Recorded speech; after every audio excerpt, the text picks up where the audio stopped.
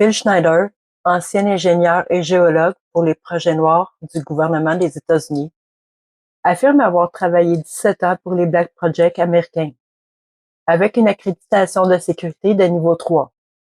Devant le public, il décide de révéler ce qu'il considère comme la plus grande conspiration de l'histoire moderne: la collaboration entre le gouvernement américain et des races extraterrestres, la construction de bases souterraines massives et un plan de domination mondiale caché au peuple. Blessé, malade et conscient des risques, Schneider dit vouloir mourir en patriote, préférant la vérité à sa propre vie. Son témoignage mélange documents, métaux qu'il prétend extraterrestres, photos classifiées et souvenirs d'incidents mortels qu'il a vécus. Si vous aimez mon contenu, je vous invite à liker, à partager, puis à vous abonner si vous n'êtes pas abonné. Je mets tout mon cœur dans le travail pour pouvoir rendre disponible tout ce qui se passe dans les lanceurs d'alerte en français, parce que ça se passe en anglais. Alors, c'est ça. Fait que pour l'énergie libre, pour la médecine quantique, puis pour l'humanité. Alors, on part ça.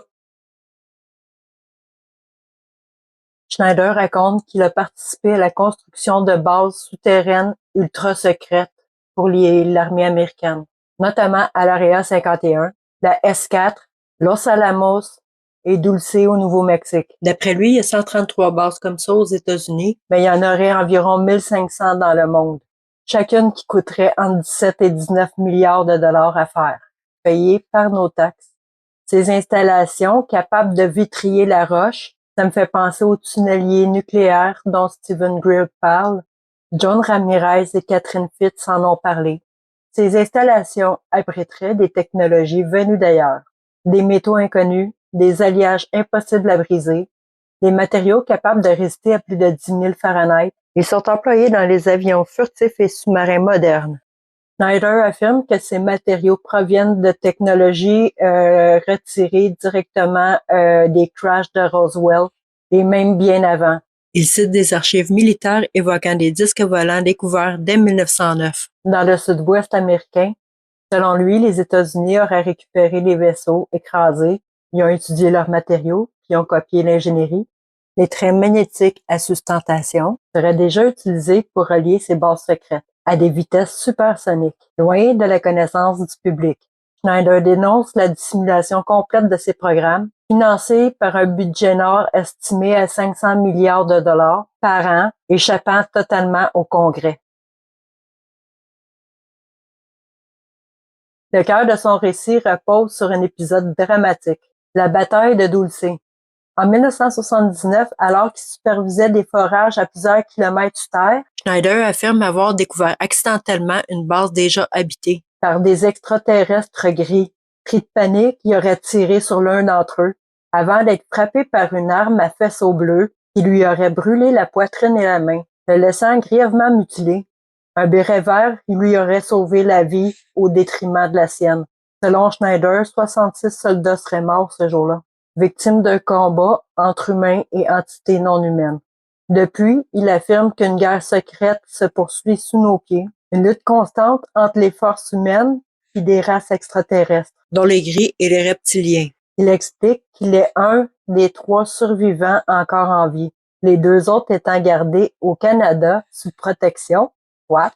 Schneider présente aussi la photo d'un être qui s'appelle Valiant Thor, un prétendu conseiller du Pentagone depuis 1937, un humanoïde aux 6 doigts, au sang à base de cuivre et doté d'un QI de 1200. Ça me fait penser à Matt Brown puis son post qui parlait d'intelligence artificielle à la Maison-Blanche. Personne ne se pose de questions. Personne ne demande rien là-dessus. Une intelligence artificielle à la Maison-Blanche capable de prédire des événements à venir avec précision.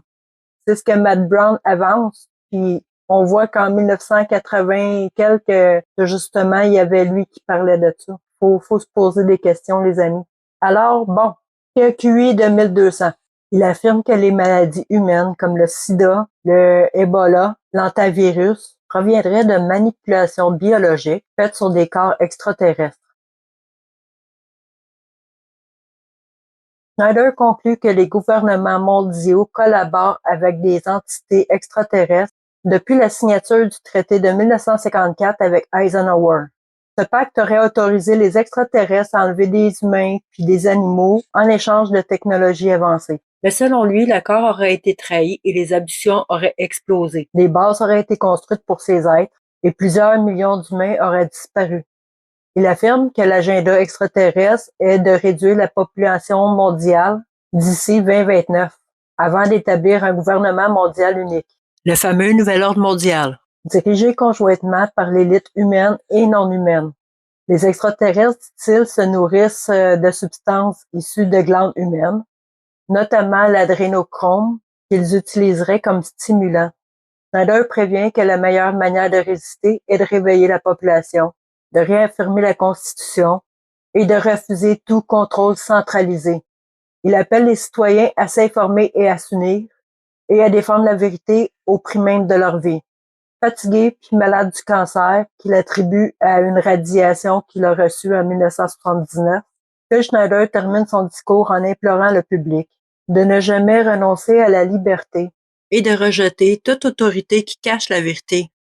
Quelques mois plus tard, il sera retrouvé mort dans des circonstances suspectes que sa famille qualifiera d'un assassinat déguisé. Alors, je vous remercie pour votre écoute.